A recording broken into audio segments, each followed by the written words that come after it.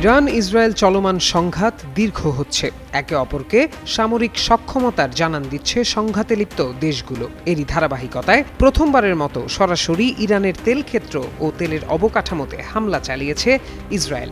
সংবাদ মাধ্যম Times of ইসরায়েলের একটি প্রতিবেদনে বলা হয়, রোববার রাতে